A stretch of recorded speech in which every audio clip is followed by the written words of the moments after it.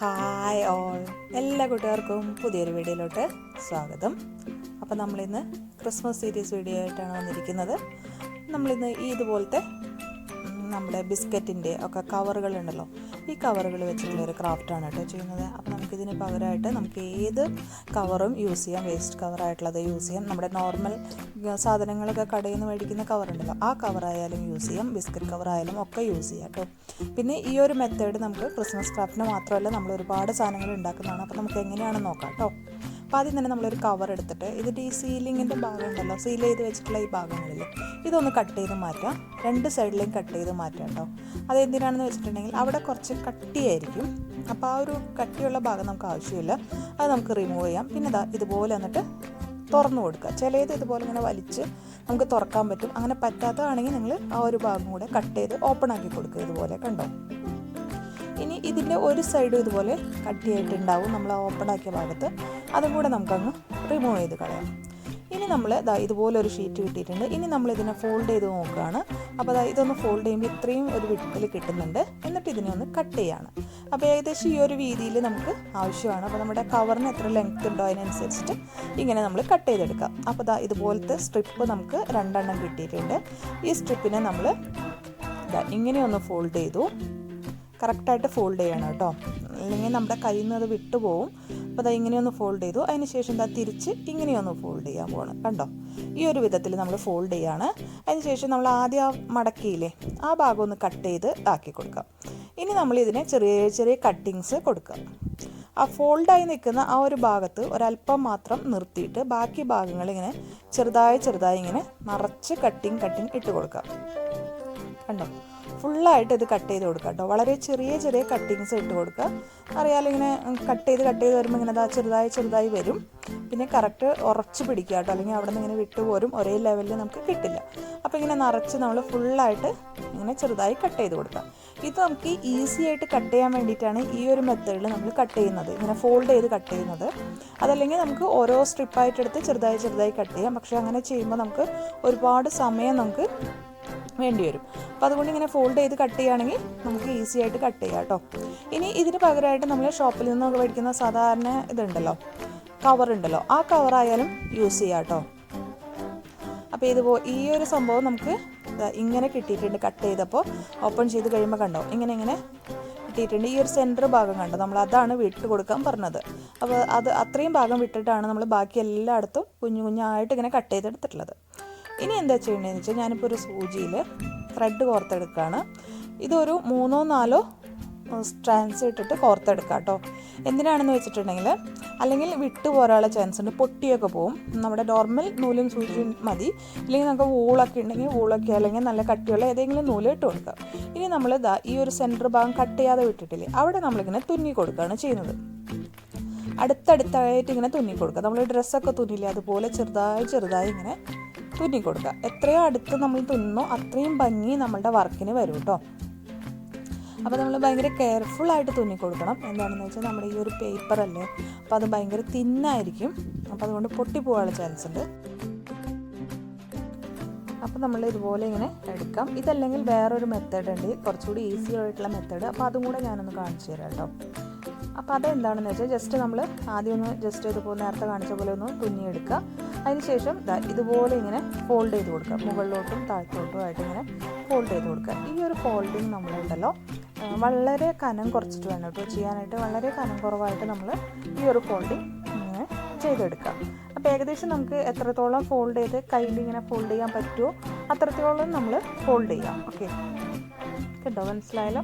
അതിനുശേഷം നമ്മുടെ സൂചി എടുത്തിട്ട് ഈ ഒരു സെൻറ്റർ ഭാഗത്തോട്ട് ഇങ്ങനെയാണ് കുത്തി കൊടുക്കുക. കണ്ടോ, അപ്പം കുത്തിയിട്ട് ഇങ്ങനെ പറ്റുന്നില്ലെങ്കിൽ താഴെ ഒന്ന് വെച്ച് പ്രസ് ചെയ്ത് കഴിഞ്ഞാൽ കറക്റ്റായിട്ട് സെൻറ്ററിലോട്ട് ഇങ്ങനെ കയറി കിട്ടും. അപ്പോൾ നമുക്ക് വളരെ ഈസി ആയിട്ട് കണ്ടോ ഇങ്ങനെ ചെയ്തെടുക്കാൻ പറ്റും. ശ്രദ്ധിക്കേണ്ടത് എന്താണെന്ന് വെച്ചിട്ടുണ്ടെങ്കിൽ, നമ്മളുടെ ആ തുന്നലുകൾ തമ്മിൽ വളരെ അടുത്തടുത്തായിട്ട് വരണം. ഒരുപാട് ഡിസ്റ്റൻസ് ഉണ്ടാവാൻ പാടില്ല കേട്ടോ. അപ്പോൾ ഇതുപോലെ നമുക്ക് ചെയ്തെടുക്കാം. നിങ്ങൾക്ക് ഏത് മെത്തേഡാണ് ഈസി ആയിട്ട് തോന്നുന്നതെങ്കിൽ ഇതിൽ രണ്ടിൽ ഏത് വേണമെങ്കിൽ ചെയ്തെടുക്കാം. മറ്റേ ഫോൾഡ് ചെയ്തിട്ടാകുമ്പോൾ പെട്ടെന്ന് നമുക്ക് ഫിനിഷ് ചെയ്യാൻ പറ്റും കേട്ടോ.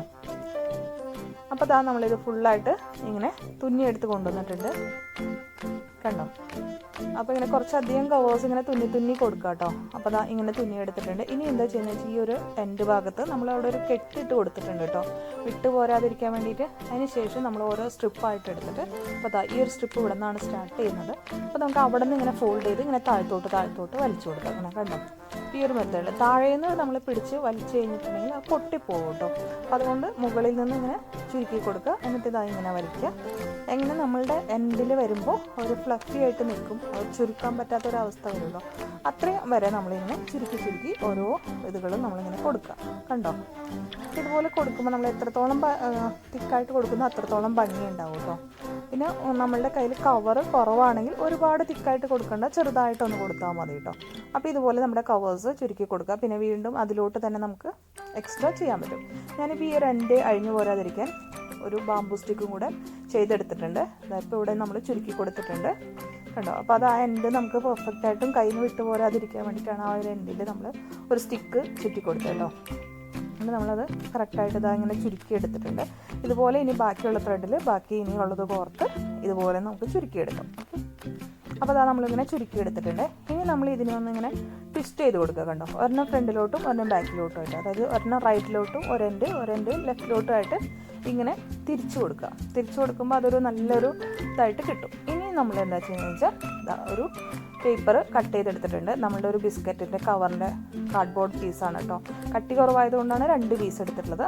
ഇനി ഇത് രണ്ടും കൂടെ ഞാനൊന്ന് ഗ്ലൂ വെച്ച് ഒട്ടിക്കുകയാണ്. അപ്പോൾ ഇത് നമ്മളൊരു ക്രിസ്മസ് റീത്തിൻ്റെ ഒരു ഷേപ്പിലാണ് ഉണ്ടാക്കാൻ പോകുന്നത്.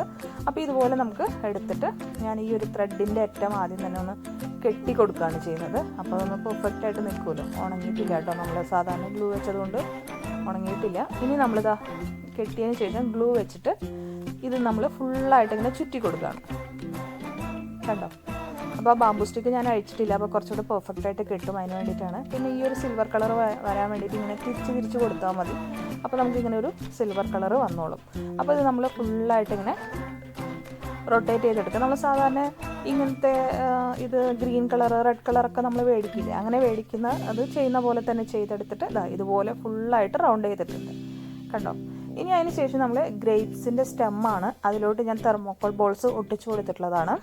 ഇത് നമുക്കൊന്ന് സ്റ്റിക്ക് ചെയ്ത് കൊടുക്കാം. ഇനി ഇത് ഡെക്കറേഷൻ പർപ്പസ് മാത്രമാണ് കേട്ടോ ഇത് ചെയ്യുന്നത്. കണ്ടോ, അപ്പോൾ ഇത് ചെയ്യാം. ഇനി കുറച്ച് തെർമോക്കോൾ ബോൾസും അതുപോലെ സ്റ്റിക്ക് ചെയ്ത് കൊടുക്കണം കേട്ടോ. ഗ്ലൂവിൽ ഞാൻ ഡിപ്പ് ചെയ്തെടുത്തിട്ട് സ്റ്റിക്ക് ചെയ്യുകയാണ് ചെയ്യുന്നത്. ഓക്കെ, അപ്പോൾ നമുക്ക് എന്തൊക്കെ വേണമെങ്കിലും ഒട്ടിക്കാം. ഇനി ഇതാ കുറച്ച് ജൂട്ടിൻ്റെ ഒരു ത്രെഡ് എടുത്തിട്ട് ഒരു ബോ പോലത്തെ ഒരു ഷേപ്പ് ഞാൻ ഉണ്ടാക്കി കൊടുക്കുകയാണ്. ജസ്റ്റ് ഫിംഗറും ഇങ്ങനെ റൊട്ടേറ്റ് ചെയ്തിട്ട് ഒരു ബോ ഉണ്ടാക്കുന്ന ഒരു ഇതിൽ കെട്ടി കൊടുത്തിട്ട്, അപ്പോൾ ആ ഒരു ബോ ആണ് ഉണ്ടാക്കുന്നത്. അപ്പോൾ ഈ ഒരു ബോ നമ്മൾ ഇതുമേലൊന്ന് സ്റ്റിക്ക് ചെയ്ത് കൊടുക്കുകയാണ്. അപ്പോൾ നമുക്ക് ഇഷ്ടമുള്ള നമ്മുടെ കയ്യിലുള്ള ഡെക്കറേഷൻസ് ഒക്കെ വെച്ചിട്ട് ഇതിനൊന്ന് നമുക്ക് ഡെക്കറേറ്റ് ചെയ്തെടുക്കാം കേട്ടോ.